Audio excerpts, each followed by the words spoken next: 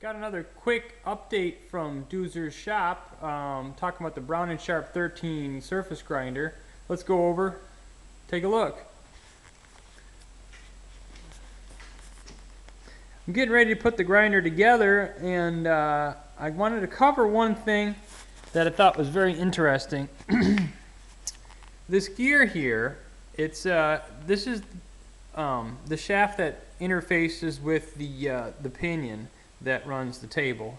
You go up and over, there's the pinion, and you can see it's got a face spline on both sides, and actually nothing's being hooked up to here on that side because this is a hand feed model. If this was a power feed machine, there would be a gear there for power feed, but it's just a hand feed, so it's linked up on that side to this gear. And one of the things I want to talk about is that bushing was wore out, and I remade another one out of bronze, and this shaft is separate.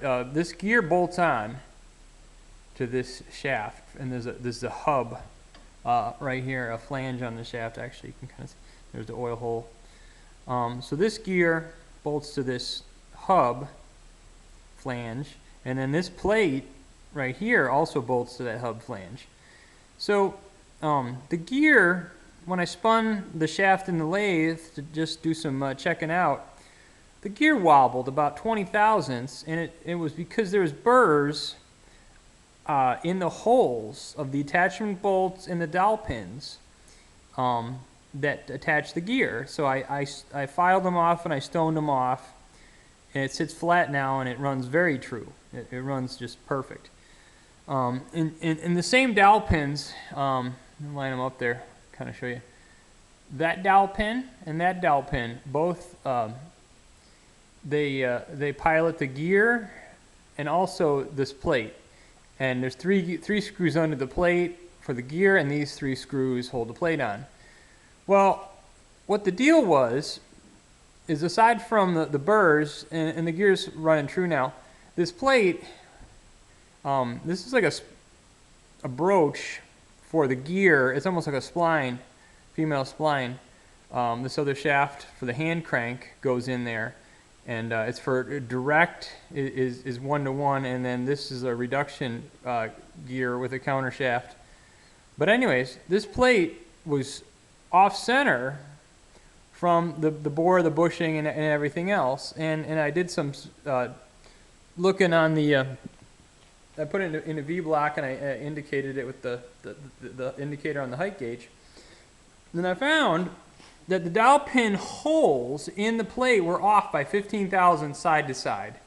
I figured out which direction they were off, and it was side to side. So I took the little plate on the milling machine over there on the little closing mill, and I milled it out with the end mill cutter, 5/16 end mill, and I slotted it back to where I could put it back on the surface plate in the V block and indicate it. I got it within like a thou of being indicated coaxial centered. Yeah, so this is all running true. I got the bolts all tight and everything's good to go.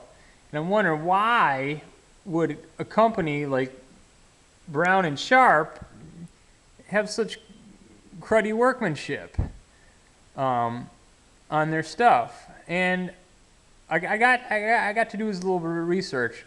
I think the serial number on this machine puts it at about 1981. My air hose dropped. In the casting here is the 47th week of 1979. So this being the serial number matching up to 1981 kind of makes sense. And I also did some research on the internet that in I think it was 81, maybe it was 80, there was a machinist strike at Brown & Sharpe, and it was said the longest machinist strike in the United States, in America. So I guess they wanted the detail is they wanted the machinists to cross train on different jobs, and the union didn't want them. They said no way or whatever. I don't know, but it happened right around that time period. So I'm thinking that maybe that these the lack of care in fitting all this, the gear to the shaft and the plate to the shaft and the dowel pins and the green grass grew all around and around. I think all that maybe was a result of the machinist strike in 1981 when this is, like I say, a late model machine. It puts it right in that time frame. It's pure speculation, but it makes, if it was true, it would be kind of a neat little mystery to unravel, you know, with all that. So I got it all fitted really well, and it just pushed in there. I'm not going to pull it out because I got the oil, everything oiled up and ready to go. So, and I think that was the reason that this whole thing was jacked up a little bit, and the gear was wobbling and whatever. That bushing was wore out by a lot, like 10, 15 thousandths. It was just worn out, and all inside here in the gear case, it was like a bronze paste from all the shavings in the oil. So that's kind of what happened with all that. So that's all fixed.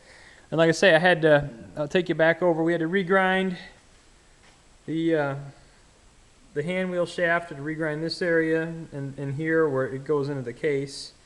I made a new bushing, and then that fits in here, and that's how that all goes together. So that's all ready to go. I'm getting ready to put it back together.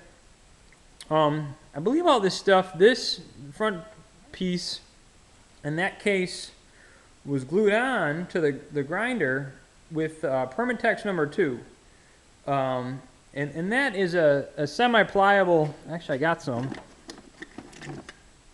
Nope. Here it is. Yeah, this stuff here, Permatex number 2. And it kind of hardens, but it kind of stays soft. But I don't know if I'm going to use that again because it's so hard to take it apart. But what I think I'm going to use is this stuff called Hylomar. Yeah, Hylomar. And it's made in England. And it's like a blue gasket sealant that it doesn't actually harden like silicone would. And it's made for flanges as well as dressing gaskets. So I'm going to try that when I assemble this. And I hope I never have to take this apart again. But I think it's going to be a good sealant to use that if I did have to get back in there for whatever reason, I could do with that. So, that being said, I'm kind of getting on the home stretch with that. Cool thing, I bought a Harding spindle. And it's from a Harding, I think it's called an AHC, or a Harding CNC lathe. And what I'm going to do, I'm going to pick this up, kind of heavy.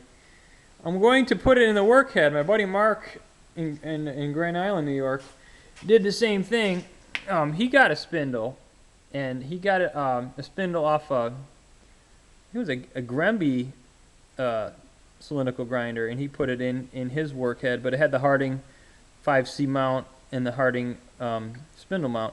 So I'm going to try and work this in to this Brown & Sharpe workhead for the table. And it's kind of neat. I picked this up off eBay for 80 bucks. And see, I got an HLVH over here. And I'm going to show you. Get twisted around here. It's a little shorter. Kind of line it up, eyeball it, than an HLVH. See? The spindle on HLVH kind of goes to where that aluminum ring on the collet closer goes, between the black hand wheel. But this one is nice and short, and it's like perfect for the spindle in the workhead. So I'm really pleased with this. I say I got this for 80 bucks, and I'm going to adapt the bearings. I got the bearings with it too. So, but anyways, so that's going to work out, I think, and set it gently on my surface plate. But it's got the 4-degree chuck mount and of course the 5C. So I say my buddy Mark in Grand Island gave me that idea, and like I say, that's going to go in the workhead. So that's my long-term plan. But I just want to give you guys a quick update as I'm putting this together about the dowel pins and the burrs and the lack of fitment and workmanship on this. And say maybe it was due to the machinist strike at Brown & Sharpe when everything kind of went downhill in 1981, and this machine's right about that time period. So I like a mystery. trying to figure it out. Hope you guys enjoy this.